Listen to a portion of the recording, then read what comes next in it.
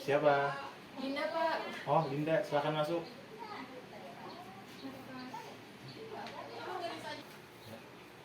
Jadi insya Allah hari ini yang bakal kita laksanain lah ya, yang konsumsi bakal kita laksanain ini menerapkan beberapa asas-asas lah.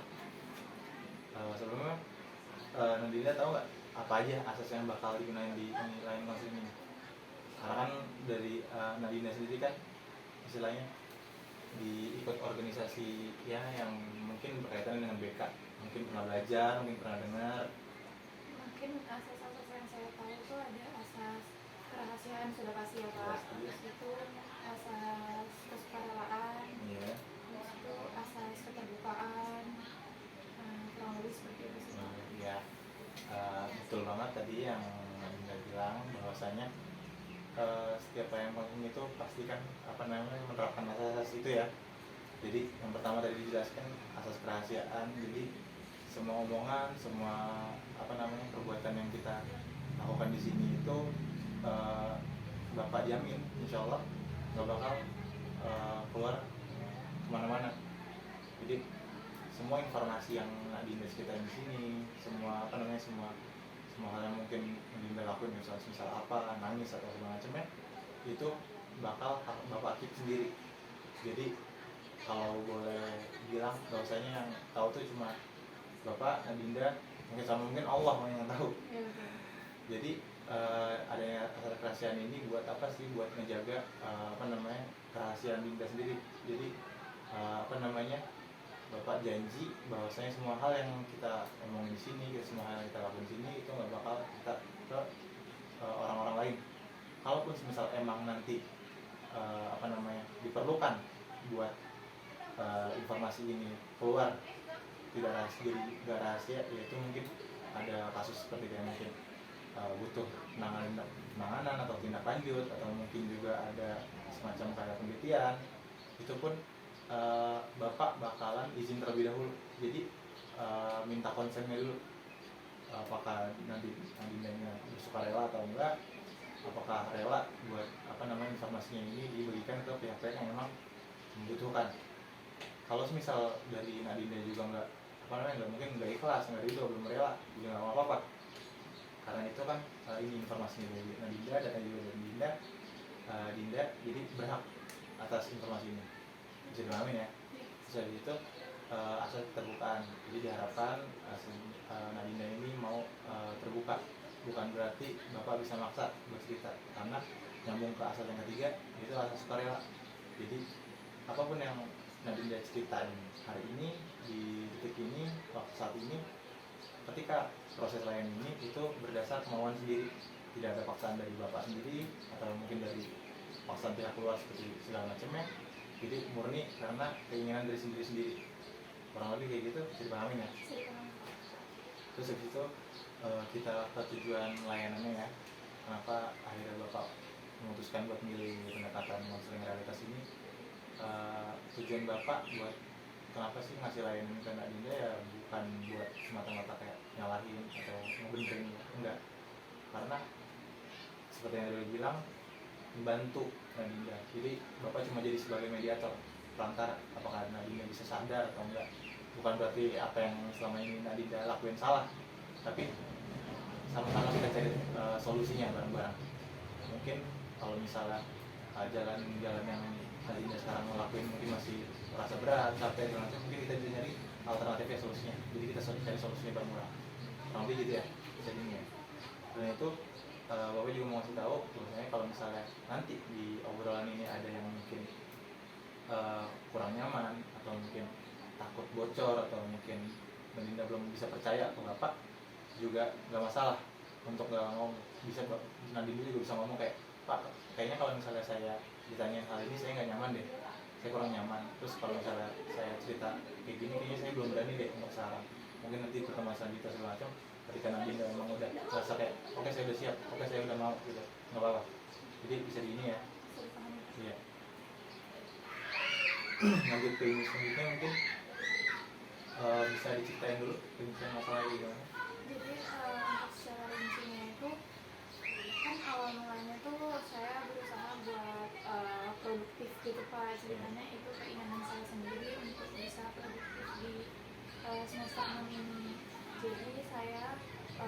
mengambil keputusan untuk ikut salah satu organisasi di universitas.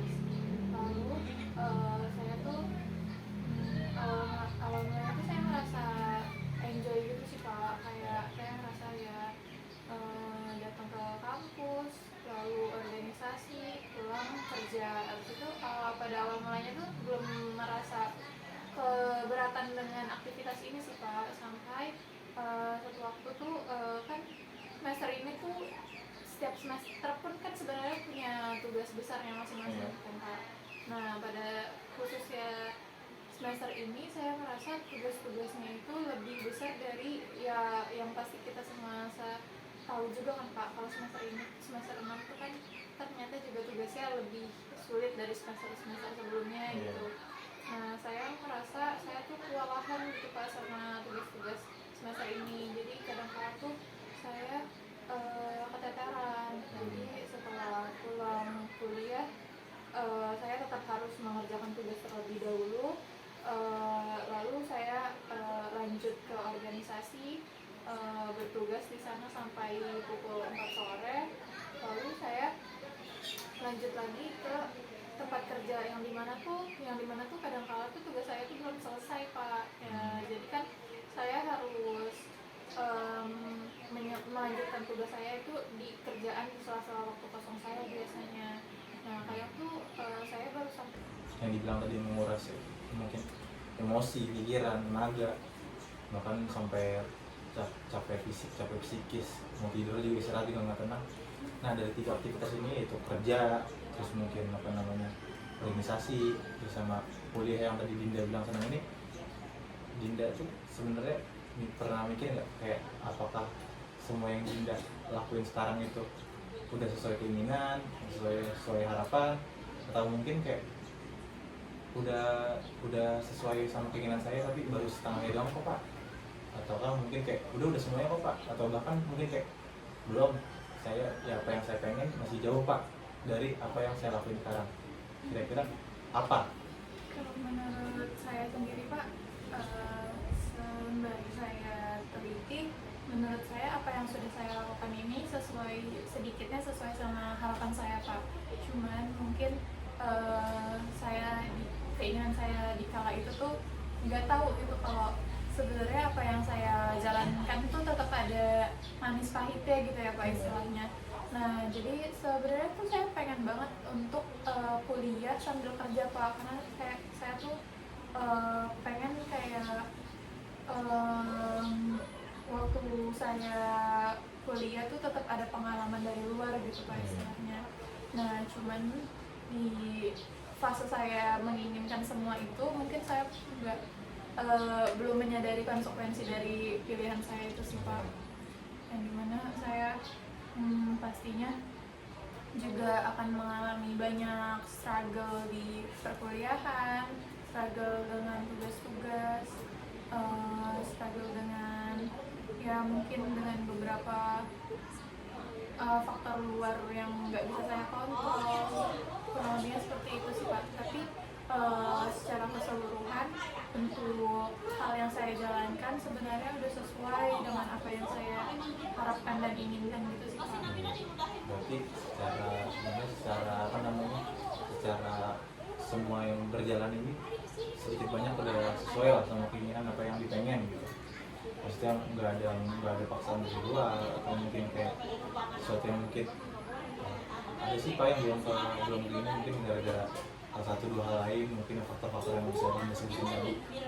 Terus mungkin secara apa ya, baik di tempat kerja atau mungkin di organisasi atau mungkin di kampus kuliahan gitu, apa ya, apakah Dinda juga udah mendapatkan apa yang Dinda pengen? Kayak misal mungkin di kampus, alhamdulillah saya kalau di kampus mungkin mendapat gelar mahasiswa yang lumayan pintar di kelas, atau mungkin secara nilai bagus, atau mungkin di tempat kerja, saya di tempat kerja udah dapat posisi yang saya pengen kok Pak, saya udah dapatkan mungkin gaji yang saya pengen kok Pak, atau mungkin di organisasi saya udah dapat pengalaman apa yang saya cari kok Pak. Dari 3 tempat itu Dinda udah merasa dapat apa yang dipengen nggak? Sejujurnya belum, untuk di tempat kerja sesuai dengan apa yang saya inginkan tuh belum.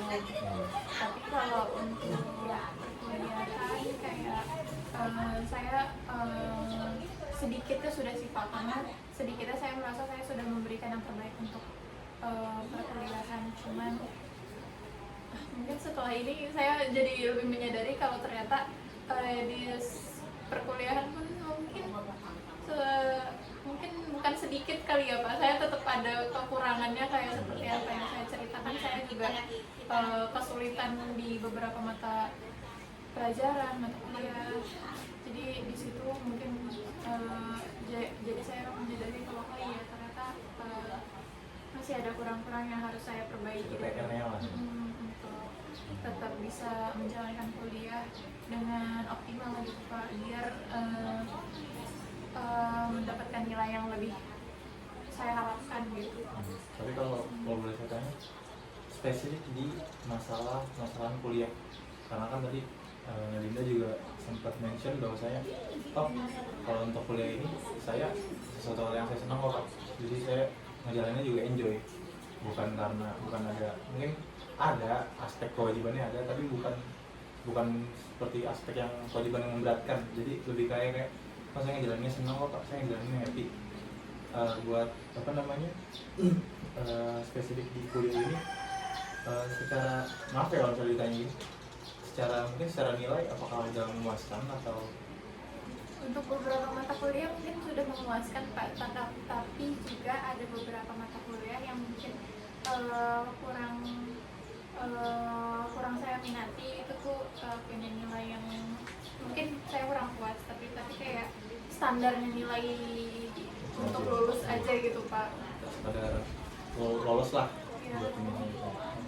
Tapi apakah maksudnya kan secara ini ya, maaf, secara mungkin belum, yang saya dapat nilainya belum memuaskan, belum sesuai keinginan yang Dinda ngerti kan bahwasanya kayak itu mungkin karena usaha saya yang kurang, atau mungkin karena saya belum terlalu mengerti, atau mungkin karena saya yang kurang terlalu berusaha atau segala macamnya. Dinda apa yang maksudnya Dinda mau lakuin buat memperbaiki hal itu? Rencananya itu mau kayak ngapain sih buat memperbaiki itu? Setelah saya berkonsultasi ke Bapak hari ini tuh saya lebih menyadari kalau ternyata tuh saya butuh planning mungkin ya Pak. Saya butuh menetapkan skala prioritas saya. Saya perlu menetapkan apa saja yang perlu saya lakukan di satu hari tersebut, biar mungkin kan tadi saya juga jadi menyadari kalau saya tuh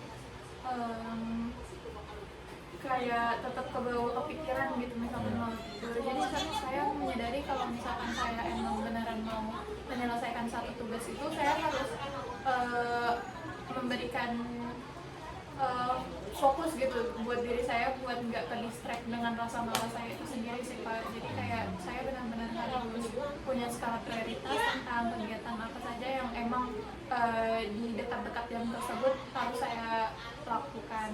Dan mungkin solusi lainnya, saya setelah konflik ini saya jadi menyadari kalau saya tuh harus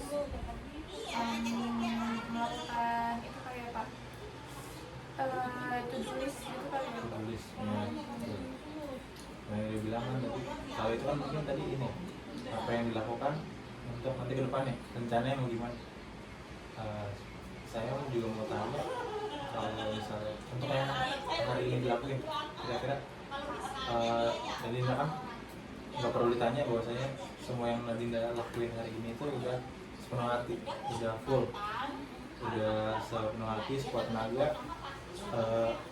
Maksudnya apa yang Nadinda lakuin hari ini itu udah Nadinda merasa udah sesuai belum sama sama ini kan tadi rencana ya. Kalau yang sekarang lakuin kayak apa yang saya lakuin sekarang kayaknya masih ini deh Pak, karena mungkin saya masih secara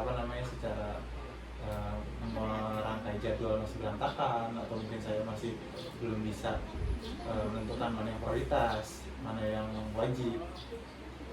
Apa yang Nadinda lakuin sekarang, Nadinda ngerasa nggak kayak bahwasanya kayak apa yang saya lakuin sekarang udah bener kok Pak, paling cuman perlu dipoles sedikit, atau mungkin kayak semua yang saya lakuin alhamdulillah udah semua kok Pak, atau bahkan yang ini ya, yang nauzubillah yang mungkin jangan saya apa yang saya lakuin sekarang belum sesuai mungkin Pak, makanya itu saya jadi gini gitu. Ya, saya sebenarnya saya jadi menyadari kalau sebenarnya yang saya lakuin itu sebenarnya itu belum sepenuhnya terlaksana gitu sih Pak. Jadi saya merasa emang betul kayak saya tetap melakukan to-do list kayak hal-hal apa saja yang harus saya lakukan secara prioritas, tapi kayak hal-hal tersebut tuh sebenarnya nggak mudah gitu sih Pak. Kayak ada beberapa waktu kadang saya kelewatan atau kadang saya kayak saking sibuknya saya tuh nggak fokus sama apa aja yang harus saya lakuin gitu Pak. Itu sih PR buat diri saya sendiri sih Pak. Kadang kayak saya berusaha semaksimal mungkin di pagi hari itu saya mengatur jadwal apa saja yang harus saya lakukan, tapi ketika sudah dilaksanakan ternyata kenyataan di lapangan ada satu dan lain hal yang ternyata harus dilaksanakan terlebih dahulu gitu Pak. Tapi berarti overall mau Iya, jadi saya lebih itu sih Pak, lebih sadar kalau yang di lapangan tuh nggak apa-apa kalau misalkan nggak terlaksana, tapi yang penting saya tetap harus konsisten gitu. ya. Jadi apa yang saya tangkap berarti Dinda udah mikir bahwasanya apa yang udah dilakuin setidaknya udah sesuai dengan apa yang nanti Dinda pengen capai, apa yang Dinda mau tuju. Itu udah bagus banget, mungkin secara meskipun dalam prosesnya tahap-tahapnya mungkin ada banyak kendala, ada banyak masalah, tapi setidaknya Dinda udah berusaha, itu udah suatu hal yang udah bagus banget lah pokoknya. Lebih itu mungkin yang saya mau nanya,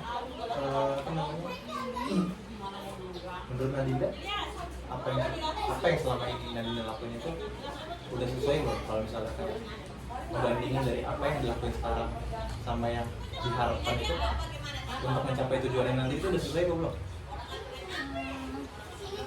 Mungkin untuk mencapai apa yang saya inginkan itu Kan tentuan punya harapan ya, kedepannya punya harapan. Kayaknya saya menjadi gini. Tapi apakah yang dilakuin sekarang sama yang nanti itu apakah udah sesuai atau mungkin kayak masih ada gap sedikit kok Pak? sepertinya masih ada gap sedikit ya Pak, karena kayak di lingkungan itu saya masih kesulitan, tapi masih diusahakan untuk bisa berubah gitu sih Pak. Kayak saya tahu nih saya punya gap untuk mencapai itu, tapi kayak di lain sisi kayak mungkin itu faktor yang nggak bisa saya kontrol. Jadi saya berusaha buat mencapai satu hal ini dengan apa yang saya lakukan. Banget, maksudnya kayak dia sudah sadar, maksudnya ternyata saya kurang di sini, saya mungkin ada PR di sini, kedepannya saya mungkin pengen memperbaiki hal-hal ini. Terus mungkin kalau mungkin lagi nggak berkenan, kan tadi dibilang kayak saya mungkin masih kesulitan di menentukan prioritas, di skala prioritas masih kurang. Kalau misalnya berkenan mungkin saran dari saya, ini bukan maksudnya ini kan saran ya, bukan solusi atau macamnya. Jadi Nadinda bisa terapin atau mungkin Nadinda punya solusi lain yang lebih alternatif yang lebih bagus bisa diinisiasi. Ini sifatnya cuma saran dari saya. Kalau misalnya Nadinda mau bikin tulis udah gitu udah banget, bagus banget. Jadi Nadinda sudah bisa mengurutkan kegiatan itu dari yang paling penting gitu, yang wajib. Terus juga Nadinda juga nanti bisa mungkin ketika nanti melakukan sesuatu bisa menimbang, jadi kayak kayaknya ini lebih bukan secara ini lebih penting, mungkin ini lebih penting deh. Terus mungkin ini deadline-nya lebih dekat nih, terus mungkin yang ini sifatnya ini tugas akhir jadi wajib nih buat nilai ini juga soalnya. Jadi mungkin saran dari saya mungkin kayak dibikin jadwal kayak gitu, atau mungkin pakai sticky notes bisa, atau mungkin pakai catatan di HP. Terus juga bisa juga pakai mungkin lewat temen juga bisa. Jadi kayak nanti kalau misalnya ada tugas ini nggak perlu jadi ya saling mengingatkan aja, bukan berarti tandanya ini. Terus juga mungkin nggak perlu selain untuk yang tadi kan dibilang kayak oh emang awalnya menyenangkan terus sekarang baru mulai kerasa berat. Kenapa? Mungkin gara-gara apa namanya, gara-gara oh saya belum mulai ngerasa di semester ini tugasnya berat, tugasnya susah, tugasnya jadi tambah ribet. Terus istilahnya kayak seakan memaksa buat Nadila buat berubah. Sebenarnya nggak perlu berubah. Pun kalau misalnya emang mau berubah, jadi kayak saya mau berubah jadi lebih baik nih Pak, nggak perlu harus berubah langsung secara keseluruhan, pelan-pelan aja. Jadi kayak walaupun emang apa namanya, secara kita saya mau berubahnya langsung vlog ini Pak, langsung berubah semua gitu. Mungkin bisa, tapi mungkin kemungkinan kan juga nggak bisa. Jadi makanya saya mintanya kalau misalnya emang belum bisa nggak apa-apa, tapi yang penting ada usahanya. Jadi ketika apa namanya, nikmatin aja prosesnya. Jadi kalau misalnya emang belum bisa nggak apa-apa, setidaknya kalaupun misalnya nggak bisa jadi yang terbaik, misalnya saya mau jadi yang terbaik di kelas gitu misalnya saya mau jadi terbaik di kelas, yang mau terbaik di apa namanya, kelas kerja. Misal belum bisa nggak apa-apa, setidaknya apa yang dilakukan hari ini bisa jadi lebih baik daripada yang lain. Kita nggak perlu nge-set apa namanya, kita nggak perlu nge-set apa namanya target jangka panjang langsung. Nggak apa, kita pakai target jangka pendek. Ketika nanti emang kita udah nyaman dengan target jangka pendek ini, nggak apa, baru kita apa namanya, kita mau bikin target yang lebih visioner, lebih jarak jauh, nggak apa-apa. Tapi yang jelas saya nggak meminta langsung berubah vlog itu, saya cuma minta kayak setidaknya per harinya itu ada kemajuan. Bukan jangan sampai ini ya, menurut maksudnya kayak bukan berarti Nadina nggak boleh istirahat, atau boleh banget, itu boleh banget karena istirahat kan juga apa namanya, kebutuhan lah menurut. Tapi ketika emang udah waktunya kayak oh nih udah waktunya ini, udah waktunya buat serius lagi, diharapkannya mudah-mudahan kayak Nadina bisa ya setidaknya jadi lebih baik dari yang kemarin lah.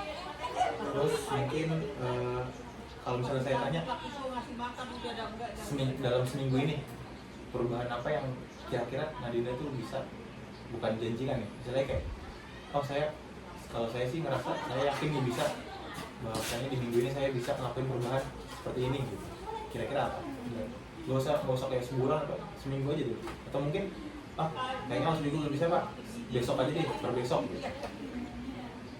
Ya, untuk kemungkinan yang saya lakukan untuk seminggu ke depan ini seperti yang sudah saya sampaikan sebelumnya ya, kalau mungkin saya bakalan lebih dari permasalahan yang saya sudah sampaikan sebelumnya, mungkin saya bakalan lebih aware gitu sih Pak, seperti kayak mulai mengatur jadwal sama seperti apa yang Bapak bilang tadi, kayak menetapkan skala prioritas, kayak mungkin deadline mana yang lebih urgent atau lebih harus dikumpulkan secara cepat. Nah itu tuh mungkin dalam kayak misalkan saya kan libur cuma di hari Selasa Pak, jadi saya memfokuskan Selasa itu untuk mengerjakan tugas. Jadi kayak fokus saya di hari-hari lain tuh benar-benar untuk fokus ke 3 hal itu tadi Pak, kayak organisasi, kuliah, organisasi, lalu kerja. Jadi apa yang selagi apa yang saya kerjakan itu tidak mengganggu aktivitas lain atau kewajiban lain, saya bisa mengaturnya sedemikian mungkin. Jadi saya tetap Senin tuh saya tetap mengerjakan tugas saya. Misalkan saya di hari itu tetap ada tugas, tapi tetap di hari itu gitu Pak. Jadi tugas itu nggak saya bawa di hari lain. Jadi gimana kadang jadi prioritas saya tuh menyelesaikan tugas di hari itu mungkin ya Pak, biar nggak keteteran, biar tiap malam tuh saya nggak kepikiran sama tugas saya gitu, biar saya bisa tidur lebih nyenyak gitu ya Pak istilahnya. Dan saya bisa mengikuti organisasi dengan plong gitu. Jadi kayak saya organisasi ya ini kewajiban saya melakukan aktivitasnya secara penuh tanpa harus kepikiran lagi tugas, karena tugas kan udah diselesaikan di satu waktu itu juga gitu. Karena kadang sendiri pun saya jadi menyadari sebenarnya pun pasti kan dosen ataupun tenaga kerja di kampus itu kan pasti memberikan kita spare waktu gitu juga Pak, gitu kan Pak, sama berapa lama nih tanggap jadi kalau kayak itu sih Pak, jadi kayak Senin fokus sama tugas, Selasa kalau mau libur melakukan aktivitas yang saya sukai, tapi jika memang ada tugas yang belum selesai saya lanjut di hari itu, tapi tidak menjadi beban gitu Pak. Nah lalu Rabu Kamis saya aktif lagi di perkuliahan dan organisasi itu, lalu Sabtu Minggu saya fokuskan untuk mungkin istirahat gitu sih Pak, karena kan biasanya tugas itu cuma ada sampai hari Jumat kan, hari perkuliahan gitu sih Pak. Alhamdulillah kalau selama kamu sekarang kamu bisa apa namanya nyusun jadwal secara sendiri, apalagi yang jadwal yang kamu susun tadi, rencana yang kamu susun tadi itu udah realistis, secara realistis mungkin kan, karena kan kalau yang kamu yang tahu diri kamu sendiri, secara jadwal udah kamu susun secara realistis mungkin untuk efektivitasnya dan efisiensinya mungkin. Jadi nanti kamu yang tahu sendiri, karena mungkin nanti kita perlu pertemuan selanjutnya. Jadi harapan saya ke depannya mungkin apa yang kamu harapkan bisa lebih bisa terwujud lah. Intinya mungkin kayak gitu. Kalau boleh saya rangkum hari ini, kan tadi kamu banyak cerita tentang 3 masalah yang kamu ini ya, jadi kerja, organisasi, kampus, dimana kamu melakukan hal itu ya kan dengan senang hati lah, terus juga dengan keinginan juga, terus juga kamu pun ketika memilih untuk mengambil kerja sambil kuliah sambil kerja pun udah tahu konsekuensinya harusnya ya. Walaupun pada akhirnya sekarang baru perasa beratnya sekarang macam, tapi keberanian kamu buat ngambil keputusan akan hal itu udah sangat-sangat harus diapresiasi. Itu nggak semua orang berani kayak gitu. Terus juga mungkin sebelum kita akhirin, saya mau tahu bahwasanya kamu paham lah isi pembacaan kita. Kurang lebihnya di ini, sebelum itu mungkin ada dari kamu ada yang pengen diceritain lagi atau mungkin ditanyain, atau mungkin ada sesuatu yang mau minta dari saya? Ini Pak, dari konseling hari ini saya jadi lebih menyadari tentang realita di lapangan, kalau nggak serta-merta segala hal yang saya rencanakan itu sesuai dengan apa yang saya lakukan. Maksudnya apa yang saya lakukan belum tentu sesuai rencana, tapi itu nggak apa-apa. Dan seperti apa yang Bapak ucapkan tadi, kayak pelan-pelan aja buat mencapai apa yang kita harapkan, nggak serta-merta harus langsung gitu kayak Pak. Itu jadi konseling ini saya juga lebih mengetahui kalau diri saya itu juga jadi lebih menghargai diri saya mungkin ya Pak. Jadi kayak menghargai waktu yang saya sampaikan tadi, kayak lelah pas itu ada gitu ya Pak. Jadi supaya saya lebih di konseling hari ini tuh saya jadi lebih menghargai diri saya sendiri gitu. Bagus, pesan-pesannya bagus banget. Saya juga mungkin mau bilang terima kasih, saya apresiasi kamu mau datang, kamu mau cerita, selain mau inilah, karena nggak banyak yang mau terbuka ini, dan meskipun nanti kayak secara saya berikan layanan juga mungkin masih kurang, mungkin masih banyak PR-nya, tapi kalau masih mau datang, terus juga masih mau ikuti masih mau mengikuti layanan yang baik, saya ucapkan terima kasih. Harapan saya ke depannya semoga apa yang kamu harapkan, apa yang kamu jadwalkan itu bisa berjalan dengan efektif, efisien, dan mudah-mudahan kita ketika nanti kita ketemu, kita udah dalam versi terbaik kita masing-masing. Mungkin gitu. Sekali lagi terima kasih. Insya Allah seperti yang tadi saya bilang awal, kalau misalnya hari ini nggak bakal saya ceritain ke kalau yang lain, kecuali nanti ada informasi yang memang dibutuhin buat yang lanjut. Tapi kalau mau misalnya ada misalnya ada sesi lanjutannya, bersedia atau gimana? Jadi kurang lebih kayak gitu. Saya ucapkan terima kasih sudah datang. Mungkin gitu. Salam. Terima kasih banyak Pak.